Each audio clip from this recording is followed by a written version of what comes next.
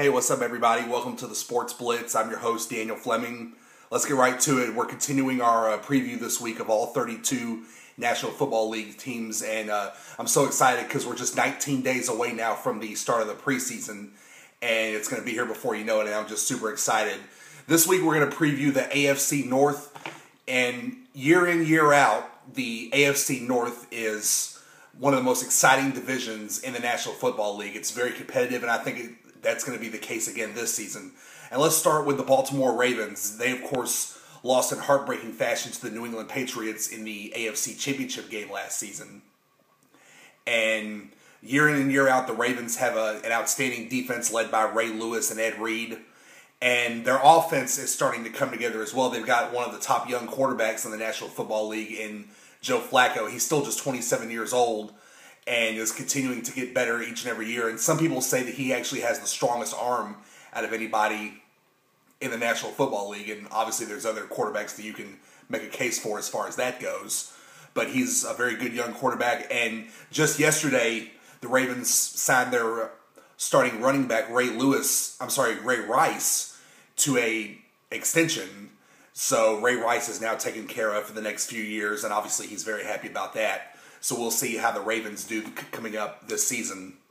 And you also have the Pittsburgh Steelers, who are obviously an outstanding franchise, great ownership, and are just a contender year in and year out. People keep saying going into every season, is this the year that they're going to get old? And it seems like they're asking that, year in and year out, and especially on defense. But their defense is still one of the top defenses in the league. Now, as far as their offense is concerned, this will be an interesting season because they've got a new offensive coordinator in Todd Haley. And there's been reports going around that Todd Haley and starting quarterback Ben Roethlisberger have had a hard time getting on the same page. So we'll see how that affects them as the season starts. I think that once the season starts, it may be a transition period and it may take a couple of games for him to get acclimated, but I think that as the season progresses, I think the Steelers' offense will be just fine, and I fully expect Pittsburgh to make another Super Bowl run this upcoming season. I'm not sure if they're going to get there, obviously, because the competition is very tough all throughout the NFL, but we'll have to see how they do once the season starts, but I fully expect them to make the playoffs. And you also have the Cincinnati Bengals, who are obviously a team on the rise. They went 9-7 last season. And this is a team with a lot of young talent. Obviously, you look at their starting quarterback, Andy Dalton. He's a very smart quarterback, and he's got all the potential in the world, as does their top wide receiver, A.J. Green. A.J. Green is just an outstanding physical specimen.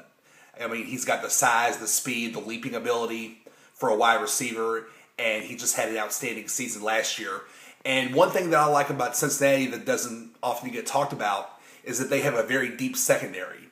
And when you look at their secondary, you got guys like Leon Hall, Nate Clements, Reggie Nelson, Taylor Mays, and they drafted Drake Kirkpatrick out of Alabama in this past April's NFL draft. So I expect him to come in and contribute right away as well. So this could be a big breakout year for the Cincinnati Bengals. We'll just have to wait and see. And then finally, you got the Cleveland Browns, who had a tough year last year. They went 4-12, but they had 2 first-round picks this past April in the NFL draft, and they took 2 very good players in my estimation. Obviously, you start with Trent Richardson, the outstanding running back from Alabama. I expect him to have an outstanding rookie season and possibly even win Rookie of the Year. And they also drafted 28-year-old quarterback Brandon Weeden out of Oklahoma State. And many are expecting him to come in and start right away, so we'll have to wait and see how he does. But I fully expect Cleveland to improve upon their record last season and possibly even have a 500 record coming up in the 2012 season, so we'll just have to wait and see. But that's about it for this week. I hope you guys enjoyed it, and I'll see all of you next week.